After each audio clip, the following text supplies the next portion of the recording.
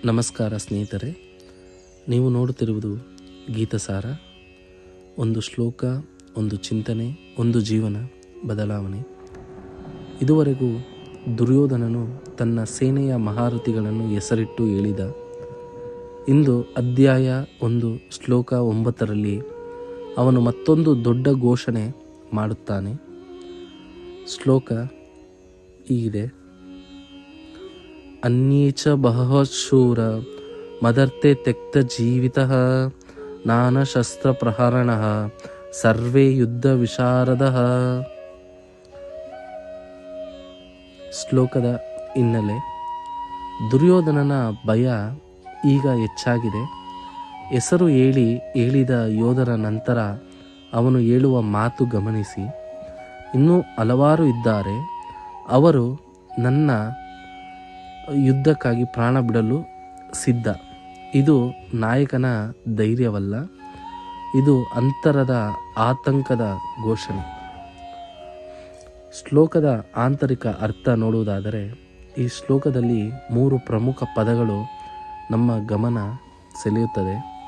1, ಮದರ್ತೆ ತ್ಯಕ್ತ ಜೀವಿತಃ, ಅಂದರೆ ನನ್ನ ಯುದ್ಧಕ್ಕಾಗಿ ಪ್ರಾಣ ತ್ಯಜಿಸಲು ಸಿದ್ಧ.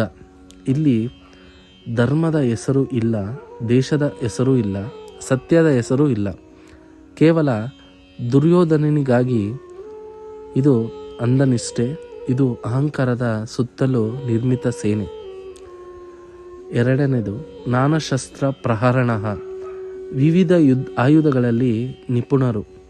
ಶಸ್ತ್ರಜ್ಞಾನ ಇದೆ, ತಂತ್ರಜ್ಞಾನ ಇದೆ, ಶಕ್ತಿ ಇದೆ, ಆದರೆ ಧರ್ಮದ ದಿಕ್ಕು ತಪ್ಪಿದೆ.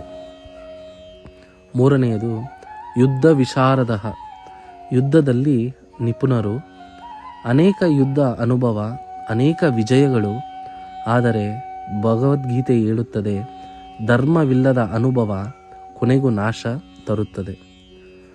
ದುರ್ಯೋಧನನ ಮನಸ್ಥಿತಿ ಇಲ್ಲಿ ನೋಡುವುದಾದರೆ, ದುರ್ಯೋಧನನು ಯೋಧರನ್ನು ಹೊಗಳುತ್ತಾನೆ, ಆದರೆ ಅವನು ಹೇಳುತ್ತಿರುವುದು ಯಾರಿಗೆ? ದ್ರೋಣಾಚಾರ್ಯನಿಗೆ. ಆದರೆ ಒಳಗೆ ತನ್ನ ಮನಸ್ಸಿಗೆ.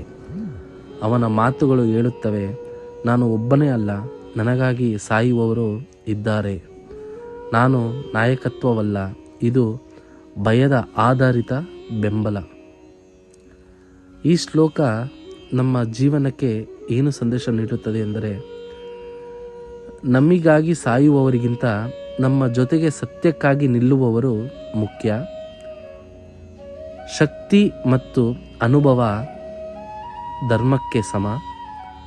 ಅಹಂಕಾರಕ್ಕಾಗಿ ಕೊಡುವ ಪ್ರಾಣ ವ್ಯರ್ಥವಾಗುತ್ತದೆ, ಧರ್ಮಕ್ಕಾಗಿ ಕೊಟ್ಟ ಪ್ರಾಣ ಶಾಶ್ವತವಾಗುತ್ತದೆ. ಸ್ನೇಹಿತರೆ, ದುರ್ಯೋಧನನ ಸೇನೆ ದೊಡ್ಡದಾಗಿತ್ತು, ಆದರೆ ಧರ್ಮ ಚಿಕ್ಕದಾಗಿತ್ತು. ಪಾಂಡವರ ಸೇನೆ ಚಿಕ್ಕದಾಗಿತ್ತು, ಆದರೆ ಧರ್ಮ ಅಚಲವಾಗಿತ್ತು. ಒಂದು ಶ್ಲೋಕ, ಒಂದು ಚಿಂತನೆ, ಒಂದು ಜೀವನ ಬದಲಾವಣೆ. ಹರೇ ಕೃಷ್ಣ.